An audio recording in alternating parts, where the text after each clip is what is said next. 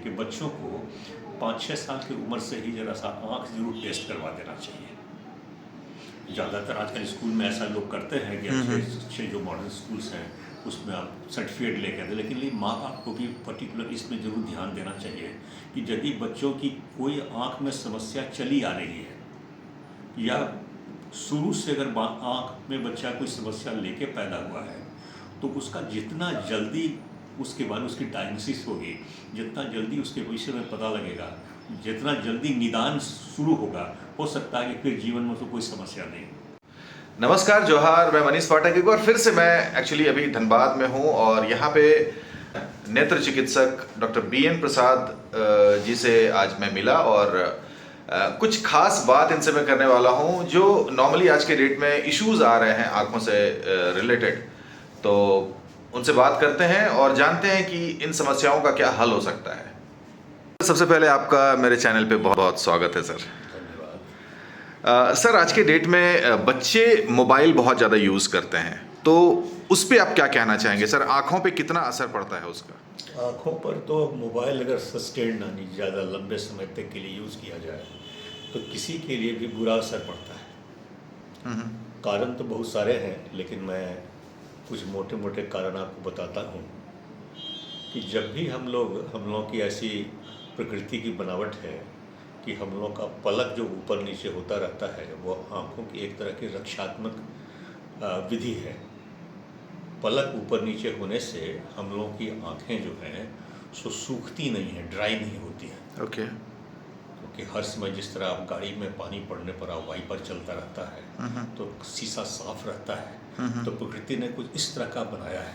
हम लोग के यहाँ भी हर समय हम लोग के आँख में वो आंसू का एक तरह से वो झरना आता रहता है, आँख अनवरत पानी उसमें आता रहता है और पलक उसको हर समय भिगोए रखता है, आँख पलक को भिगाए रखता है, पुतली को भिगाए रखता है, जिसको आप काला वाला देखते हैं, हम लोग कॉर्निया बोलते हैं बोलचाल की भाषा में। जी। यदि आप बहुत देर तक आँख को खुला रखते हैं तो धीरे धीरे आँख में सूखने की समस्या आने लगती है, ड्राइनेस।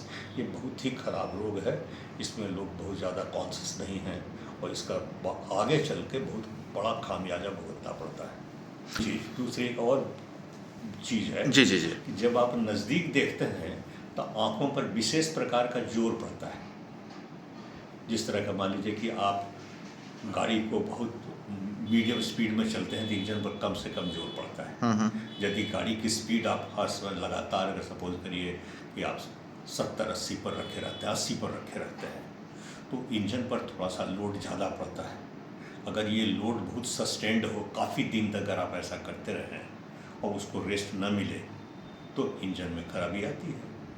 उस तरह जब आप नज़दीक कोई चीज़ को देखते हैं, जैसे मोबाइल में हम लोग देखते हैं, तो हम लोग की आँखें जो हैं तो इस तरीके से हो जाती हैं, कहने की आँखें कन्वर्ज हो जाती हैं। हम लोग जो कहते हैं वो दोनों आँखें एक तरह उस पर फोकस होती हैं जिस चीज़ को हम लोग देखते हैं, और वो जितना नज़दीक आता है उतना ही ज़्यादा उस पर आँख में जोर पड़ता है। ओके। तो यदि आप किसी खास नज़दीक के चीज़ पर कुछ समय तक तो परमिसिबल है, पर अब मोबाइल जिस तरह हम लोग नज़दीक से देखते रहते हैं, अगर लगातार आँख को उस तरह कन्वर्ज रखेंगे तो जो कन्वर्जिंग मैकेनिज्म है, जो मसल उसको हर समय खींचे रहता है, कुछ दिन के बाद कमज़ोर होकर फेल होने लगेगा, आपका पावर में गड़बड़ी होने लगेगी। क्योंकि जो नज़दीक आप देखते हैं उसमें पावर का एडजस्टमेंट होता है आँख के अंदर। अगर हर समय उस पर आप दबाव डालेंगे, जैसा मैंने आपको कहा कि इंजन पर अगर आप हर समय 90 किलोमीटर का अगर वजन डाल 90 किलोमीटर स्पीड के चलने की अगर आप हर समय उसको आप प्रेस किए रहेंगे तो जो इंजन का होता है वही आँखों का होता है। तो ये सब चीज़ें हैं जो बच्चों को गार्जियन, लेकिन आजकल अब ये है कि कोई चीज़ अच्छाई का बुराई है, उससे बहुत सारी सुविधाएं हैं हम लोगों को मोबाइल से मिलती हैं, स्मार्टफोन में सुविधाएं मिलती हैं, लेकिन उसका बहुत गहरा खामियाजा भी हम लोगों को भुगतना पड़ रहा है। सर, खान पान में कैसा क्या कंट्रोल करना चाहिए? खास करके आंखों में आजकल के जनरेशन्स में देख रहा हूँ ग्लूकोमा में बहुत ज़्यादा मतलब बढ़ोतरी हो रही है सर, इसका क्या रीज़न है? ग्लूकोमा पे ऐसे बढ़ोतरी नहीं होती है। ग्लूकोमा जो है ना, उसमें उससे ज़्यादा आँखों में दूसरी बीमारियाँ आती हैं। ओके। हाँ, जैसे ग्लूकोमा तो समझिए बहुत उसका कुछ है कि कुछ जन्मजात है।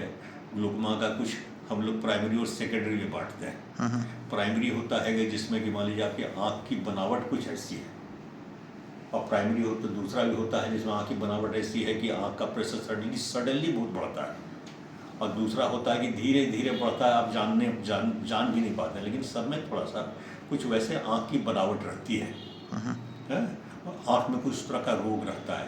तो ये है कि हर समय आँख पर दबाव डालने से थोड़ा होता तो ज़रूर है, पर उससे ज़्यादा खान पान में उससे ज़्यादा रिलेटेड चीज़ें जो है ना, वो आँख में आपको, अगर आप प्रॉपर खाना नहीं खाते हैं, सूखे आँख का सूखा हुआ जो ड्राइनेस हम लोग बोलते हैं, ज़ेरोफ्थेल्मिया, वो सब होने का डर होगा जैसे आप खाते हैं।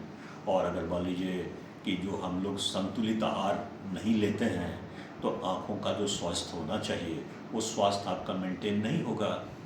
और आज जो हम लोग जंक फूड हम लोग लेते हैं, हम लोग हमारे समय में और हमारी उम्र के समय में हम लोगों ने जिस तरह की मैंने हरी सब्जियां खाई, नहीं चाहने पर भी माताजी ज़रूर ही खिलाती थी, तो उस तरह का आज समय नहीं है। आजकल न पेरेंट्स के पास उतना समय है और न बच्चे के लिए ऐसी ट्रेनिंग है, जो रेडीमेड फूड होता है तुरंत दिया जाता है, उसमें वो चीज़ें नहीं है जो हम लोग के लिए आँख की ज़रूरत है, जहाँ आँख जो सब हम लोग की ज़रूरत है।